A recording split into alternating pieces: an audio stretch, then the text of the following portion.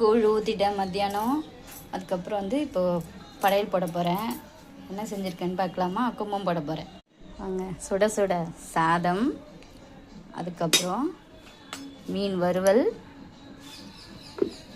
Chicken தொக்கு,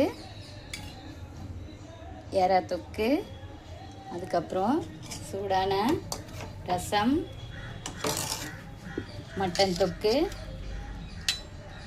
முட்டை, அதுக்கப்புறம் மீன் குழம்பு, மாங்காய் போட்டு மீன் குழம்பு வச்சுருக்கேன், கொழுக்கட்டை.